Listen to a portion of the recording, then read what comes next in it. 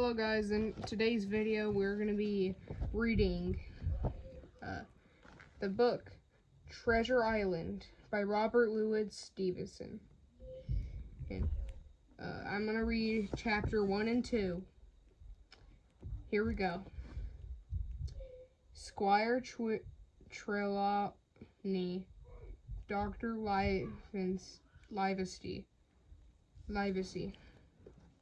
and the rest of these gentlemen having asked me to write down the whole particular about Treasure Island, from the beginning to the end, keep nothing back but the bearings of the island, and that only because there's still treasure not yet lifted. I take up my pen from the year of grace 17 and go back to the time where my father kept Admiral Benbow and the brown old seaman, which with the saber cut first took up the longing under our roof. I remember him as if it was yesterday, and he came plodding to the door with his sea chest falling behind him, and hand barrow, and tall, strong, heavy, nut brown man, his tarry pigtail falling over his shoulders, and of a sea blue coat, his hands ragged and scarred with black broken nails, and saber cuts across one cheek, a dirty, livid white. I remember him looking around the cove with whistling to himself, and as if he did so, and then breaking out that old sea song he sang so often afterwards. 15 men on the dead man's chest, yo ho ho, a bottle of rum.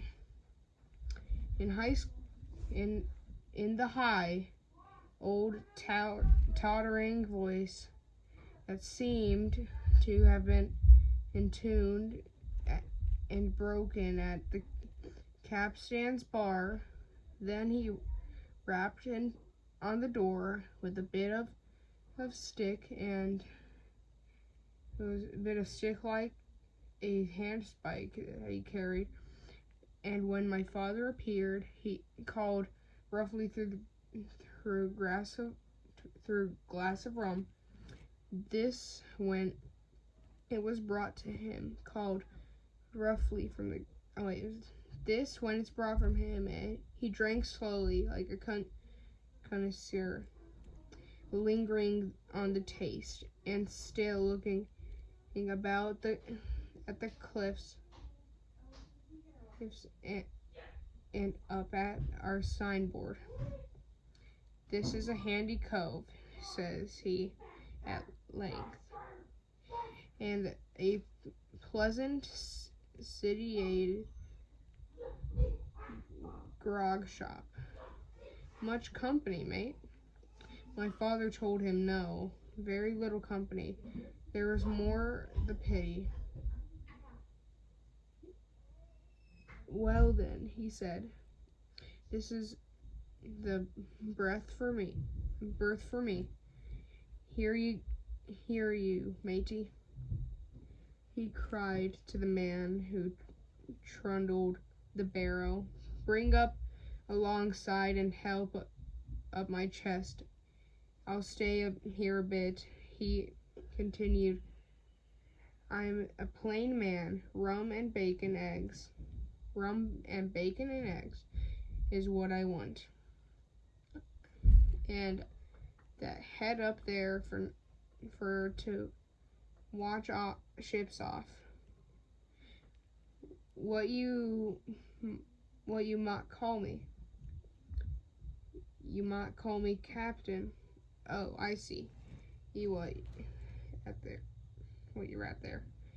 And he threw down 3 or 4 gold pieces on one threshold.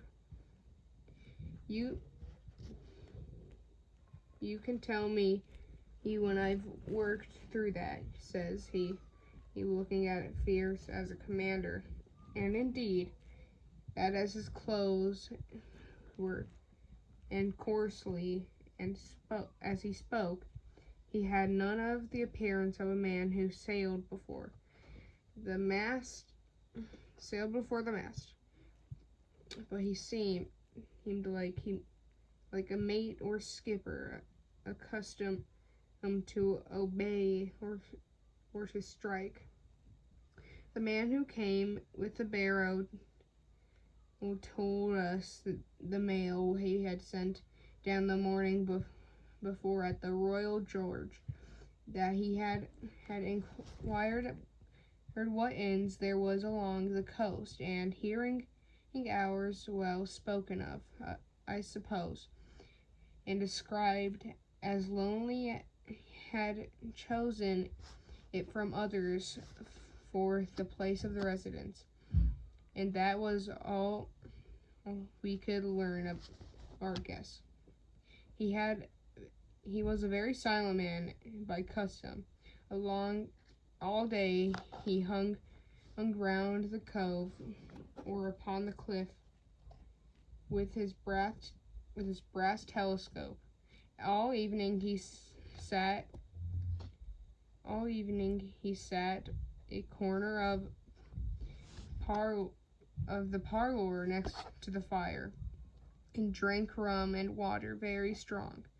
Mostly he would speak when spoken to. He would not speak when spoken to, only look up sudden and fierce, and blow his nose like foghorns. And we and the people who came about our house soon learned to let him be. Every day when he came from his stroll, he would ask if any seafaring man had gone along the road. At first, we thought it was the company of his own kind that made him ask questions. But at last we began to see he was desirous to avoid them. Like when a seaman put up at the Admiral Benbow is now, and then some did make by the coast for Bristol. He would look at him through a curtained window before he entered the parlor, and he would always be sure to be silent as a mouse when any such was present. For me, at least, there was no secret about the matter, for I was in a way a sharer along in his alarms. He had taken me aside one day and promised me silver 4 penny on the first of every month if I would only keep my weather eye open for a seafaring man with one leg, and let him know the moment he appeared. Often enough, when the first month came around, and I applied to him for my wage, he would blow through his nose at me, stare me down. But before the week was out, he was sure to think better of it, bring me my 4 penny piece, and repeat his orders to look out for the seafaring man with one leg.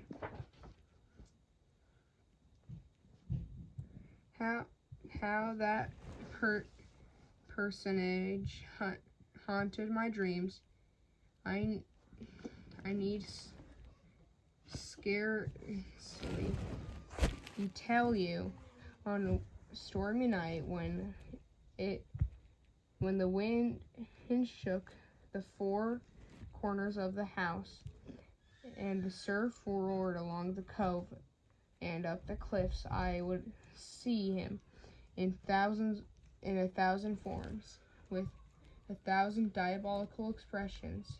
Now the leg would be cut off at the knee, now the hip. Now he was a monstrous kind of creature who had never had one leg that in the middle of his body. To see him leap and run and pursue me over the hedge and the ditch was the worst of nightmares. And altogether, I paid pretty dear for a monthly 4-penny piece in the shape of these abominable phantoms. Though I was so terrified by the idea of a seafaring man with one leg, I was far less afraid of the captain himself than anybody else who knew him. There was nights where he took a deal more rum and water than his head would carry, and then he would sometimes sit and sing wicked old wild sea songs, minding nobody, but sometimes would call for a glass round, and the foresters all trembling company to listen to his stories or bear a chorus to his singing.